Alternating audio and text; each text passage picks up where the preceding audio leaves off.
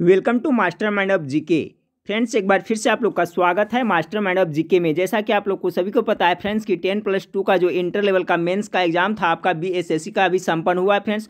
तो देखिए, इसको जो सेकंड शिफ्ट में जीके जीएस से कुछ प्रश्न आया था वो स्टूडेंट के द्वारा व्हाट्सएप ग्रुप में शेयर किया गया है, उन्हें फ़ोन करके बताया फ्रेंड्स। तो वही सब प्रश्न को मैं आप लोग के बीच शेयर कर रहा हूँ फ्रेंड्स। आप लोग जीके जीएस का प्रश्न है, इसमें देखिए मिला लीजिए, इसमें से कौन कौन सा आपका सही हुआ है, कौन कौन सा गलत हुआ है। ठीक फ्रेंड्स, क्वेश्चन हूबहू नहीं हो सकता है फ्रेंड्स, लेकिन आप देखिएगा पूरा तो आपको समझ में आ जाएगा कि यही प्रश्न आपको पूछा गया था और इसका सही आंसर क्या होगा। हो सकता है कोई प्रश्न में पढ़ने सटीक ना लिखा हो फ्रेंड्स, लेकिन आपको आइडिया मिल जाएगा। देखिए, तो प्रश्न आपको पूछा गया था फ्रेंड्स। इससे पहले एक रिक्वेस्ट है कि चैनल पर पहली बार आए तो चैनल को सब्सक्राइब कर बेल आइकन को जरूर दबा दीजिएगा फ्रेंड्स, ताकि महत्वपूर्ण वीडियो का नोटिफिकेशन समय से आपको मिलता रहे। तो देखिए, आज सवाल पूछा गया था फ्रेंड्स कि हिमा दास किससे संबंधित है।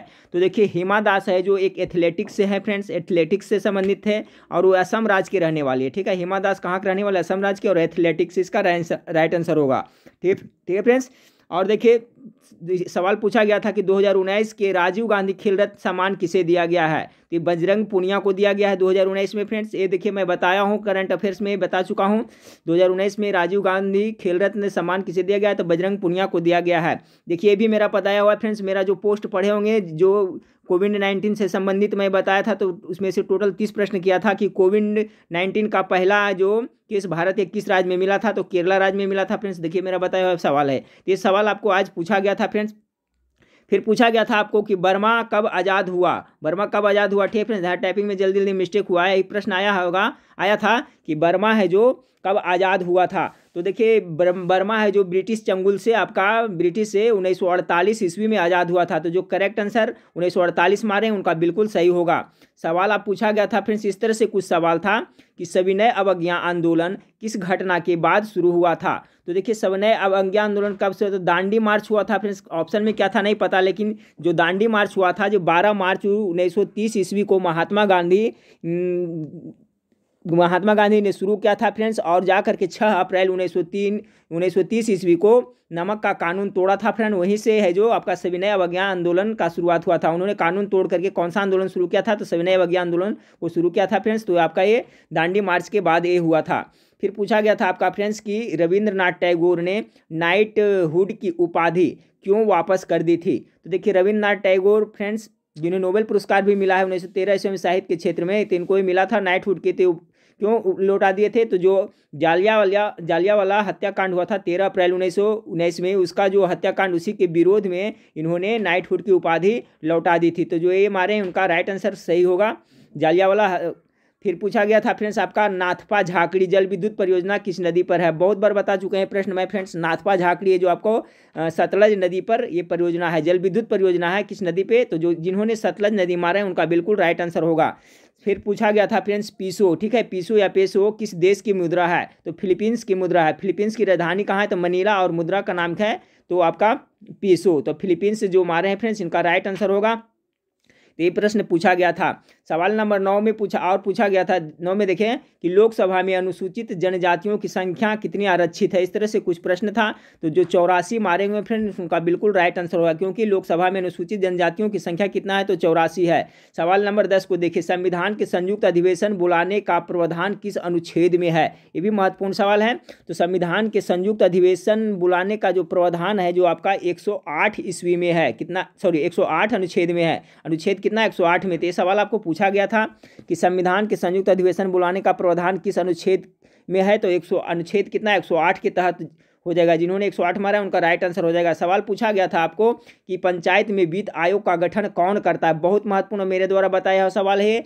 तो किस राज्य वित्त आयोग करता है, नगर पालिका और पंचायत में वित्त आयोग का गठन है जो राज्य वित्त आयोग करता है। तो राज्य वित्त आयोग जिन्होंने मारा उनका बिल्कुल राइट आंसर हो जाएगा।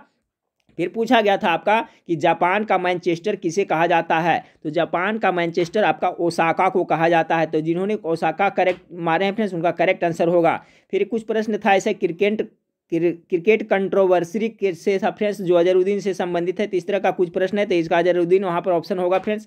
आप पूरा प्रश्न हमको नहीं लिख पाए हैं, ठीक है, लेकिन ऐसा क्रिकेट कंट्रोवर्सी करके था कुछ, ठीक है, अजहरुद्दीन।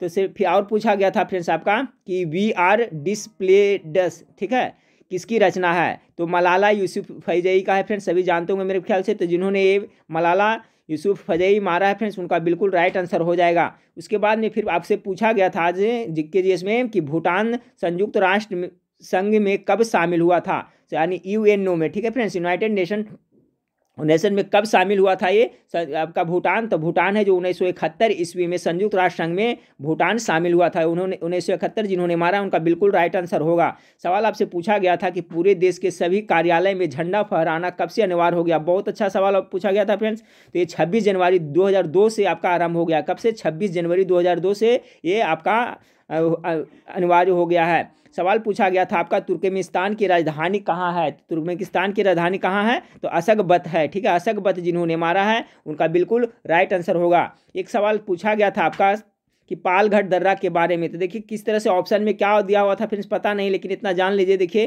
कि पालघाट है प्रायद्वीपीय भारत का प्रमुख दर्रा है जो केरल को तमिलनाडु तथा कर्नाटक से जोड़ता है। तो शायद मदुरई दिया हुआ था फ्रेंड्स और तिरुवनंतपुरम दिया हुआ था, तो यही होगा। केरल को तमिलनाडु तथा कर्नाटक से जोड़ता है। यह पालपक्काड़ केरल में स्थित है। पालघाट दर्रा, यह दर्रा नीलगिरी पर्वत के दक्षिणी भाग में स्थित है फ्रेंड्स, और आपको केरल को तमिलनाडु तथा कर्नाटक से जोड़ता है। तो देखिए आप लोग मिला लीजिएगा, लेकिन ये सवाल पूछा गया था फ्रेंड्स आपका निम्न में से कौन भिन्न है। तो 4 ऑप्शन दिया हुआ था फ्रेंड्स। एक पेरिस था, दूसरा मैड्रिड था, इसके बाद बर्मिंघम था, उसके बाद ब्रुसेल्स था। तो देखिए पेरिस राजधानी है, मैड्रिड भी राजधानी है और ब्रुसेल्स भी। तो जिन्होंने बर्मिंघम मारे हैं फ्रेंड्स, बर्मिंघम मारे हैं, उनका जो बिल्कुल राइट आंसर हो जाएगा। तो देखिए सब प्रश्न प्रोवाइड कराया गया था फ्रेंड्स, जो स्टूडेंट एग्जाम दे के निकले हैं वही कराए थे फ्रेंड्स।